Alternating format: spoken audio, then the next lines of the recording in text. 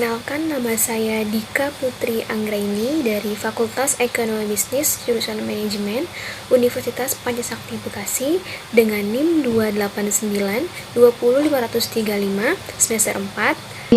Video kali ini saya buat untuk memenuhi tugas UAS Manajemen Logistik dengan dosen pengampu Ibu Wina Sarikusumaningtyas, SIP, SEMM.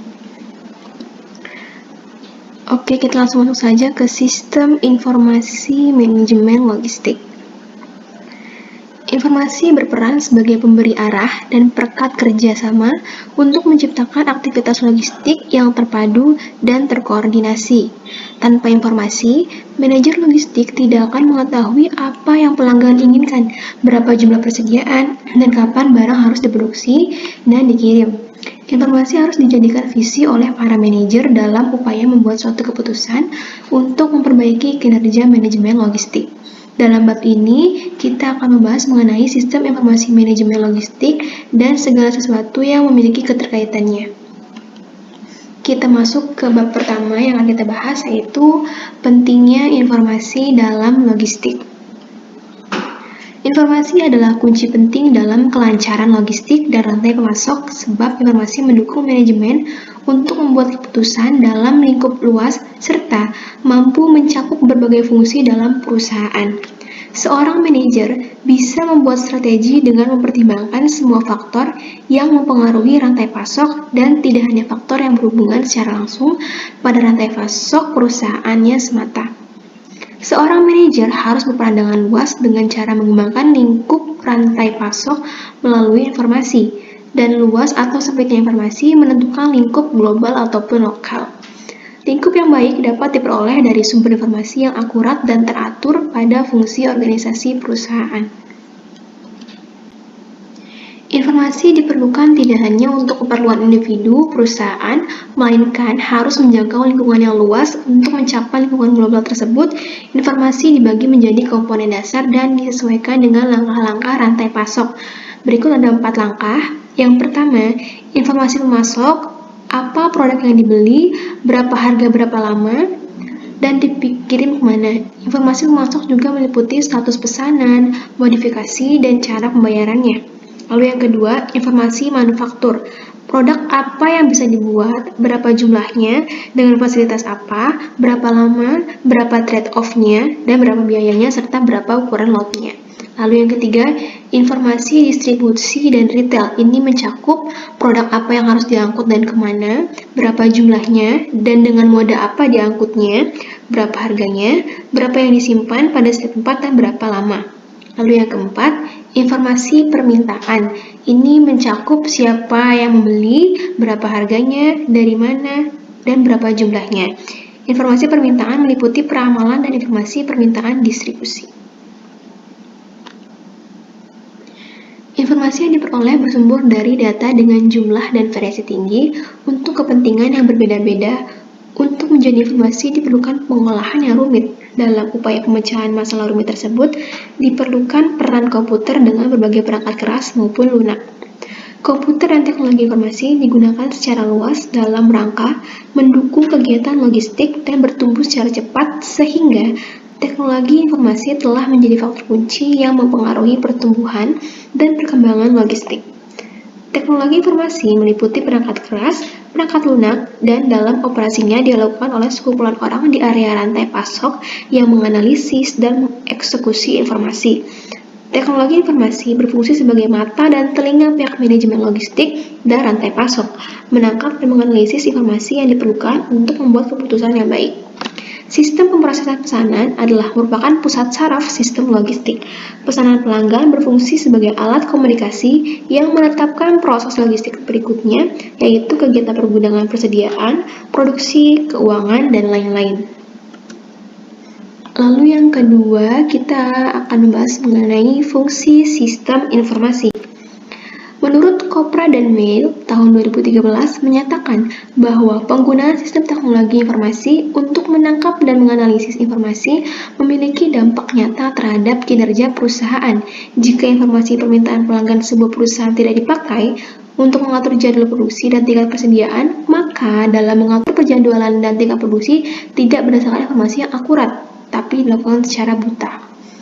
Kemampuan dan analisis informasi untuk memacu pengambilan keputusan adalah sebuah kunci sukses logistik dan untuk mendukung keputusan rantai pasok yang efektif.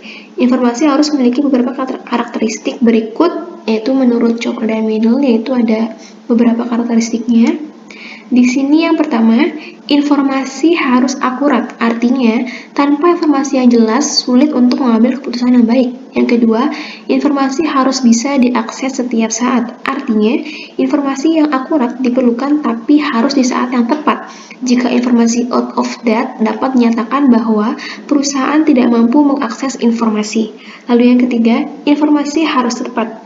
Artinya, pengambilan keputusan memerlukan informasi yang bisa digunakan. Informasi yang tepat didapat dari pencatatan data yang tepat. Lalu yang keempat, informasi harus dapat dibagi. Artinya, sebuah rantai pasok dapat efektif jika semua pemangku kepentingan berbagai pandangan tentang informasi yang mereka gunakan untuk membuat keputusan bisnis. Lalu di sini ada 3 fungsi dari sistem informasi, yaitu yang pertama, menyediakan informasi yang valid dan efisien. Yang kedua, mendukung proses bisnis dan tujuan organisasi. Artinya, sistem informasi yang mendukung proses bisnis dan tujuan organisasi dapat mempertimbangkan hal-hal sebagai berikut. Yang pertama itu ada hierarki kebutuhan informasi di setiap level organisasi atau perusahaan, lalu ada jangka waktu penyediaan laporan informasi, lalu ada kemudahan perawatan sistem dan teknologi informasi. Lalu yang ketiga fungsinya yaitu mengefisiensikan proses, artinya proses sistem informasi harus mampu mengurangi kegiatan rutin tenaga kerja dan mengurangi penggunaan dokumen fisik. ILS atau Indonesian Logistics Community Service pada tahun 2015 mengungkapkan bahwa penggunaan teknologi informasi dalam bisnis logistik Indonesia di bidang pelabuhan mampu mengurangi waktu bongkar muat barang di pelabuhan atau dwelling time turun dari 8 hari menjadi 4,7 hari. Selain itu, penerapan dokumen elektronik di area bisnis bongkar muat dapat menekan biaya logistik sekitar 5%. Oke, kita lanjut ke pembahasan yang ketiga, yaitu kerangka kerja teknologi informasi rantai pasok. Sistem TI digunakan untuk transaksi data dalam rangka memperbaiki kinerja rantai pasok secara proaktif. Sistem TI dikembangkan untuk melakukan analisis sehingga mampu memutuskan untuk membuka pusat-pusat distribusi baru dan menentukan kebijakan stok item-item pada pusat distribusi tersebut. Bentuk perangkat lunak merupakan landasan sistem TI rantai pasok seperti SAP dan Oracle. Dua pemain utama dari sistem perangkat lunak perusahaan yang dimaksud dikembangkan pada awal tahun 1990-an hingga awal 2000-an.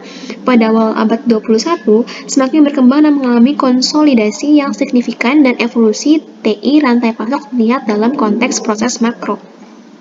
Berdasarkan sudut pandang perusahaan, semua proses dalam rantai pasok dapat dikategorikan terhadap 3 area utama, yaitu proses berfokus pada hilir, proses berfokus pada internal, dan proses berfokus pada hulu.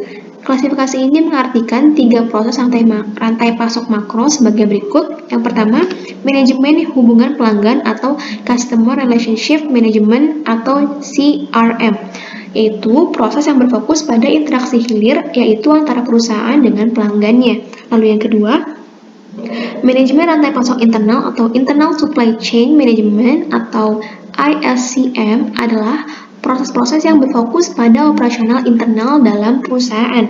Perangkat lunak industri disebut supply chain management atau tanpa kata internal.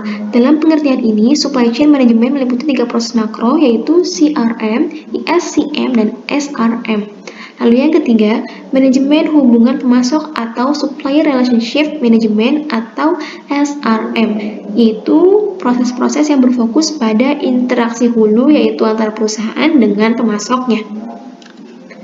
Lalu kita masuk ke bab yang keempat, manajemen hubungan pelanggan.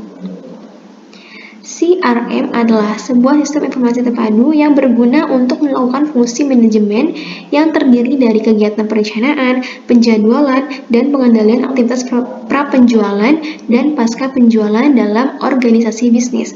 Sasaran dari proses makro CRM adalah membangkitkan permintaan pelanggan dan memfasilitasi penyebaran dan pelacakan pesanan. Kelemahan proses ini adalah sering terjadinya permintaan yang hilang dan kurang pengalaman para pelanggan karena pesanan tidak diproses dan dieksekusi secara efektif. Di sini ada proses-proses kunci CRM. Yang pertama ada pemasaran, yaitu proses pemasaran melibatkan keputusan mengenai pelanggan sasaran, bagaimana menargetkan pelanggan, produk apa yang akan ditawarkan, bagaimana menentukan harga pokok, dan bagaimana cara mengelola kampanye untuk pelanggan sasaran. Sistem TI yang baik dalam pemasaran mengembangkan analisis tentang perbaikan keputusan dalam menentukan harga, profitabilitas produk, dan profitabilitas pelanggan di antara fungsi-fungsi lain di luar pemasaran. Lalu yang kedua, menjual, yaitu sistem TI yang baik mendukung otomasi kekuatan penjualan, konfigurasi, dan personalisasi untuk memperbaiki proses menjual. Lalu tahapan yang ketiga, manajemen pemasaran, yaitu proses pengelolaan pemesanan dapat dinyatakan sebagai aliran proses dalam perusahaan yang dimulai dari pelanggan melakukan pemesanan, lalu pesanan masuk ke bagian penerimaan pesanan, lalu pesanan diproses, apakah stok tersedia atau harus diproduksi dulu, atau melakukan pesanan ke vendor. Sistem TI yang baik harus mampu mengaktifkan pandangan bahwa pengelolaan pesanan terdiri dari beberapa tahap yang kompleks, harus mampu memberi informasi yang cepat, tepat, dan akurat, sehingga perusahaan bisa segera memberikan keputusan strategis untuk melakukan pelayanan dengan baik. Lalu yang keempat, panggilan atau pusat pelayanan. Panggilan atau pusat pelayanan adalah titik kontak utama antara perusahaan dengan para pelanggannya. Sistem TI yang baik adalah jika mampu membantu memperbaiki operasi pelanggan dan agar operasi pelayanan lebih fokus dan fasilitasi dengan baik. Nah, di sini target utama CRM adalah meningkatkan pertumbuhan perusahaan, baik pertumbuhan dalam kemampuan memperoleh laba maupun pertumbuhan penjualan. CRM adalah sebuah perangkat lunak yang terpadu untuk kepentingan perusahaan dengan pelanggannya. Untuk itu, CRM dirancang untuk menjadi metode dan teknologi yang digunakan perusahaan untuk mengelola hubungan mereka dengan pelanggannya. I just wanna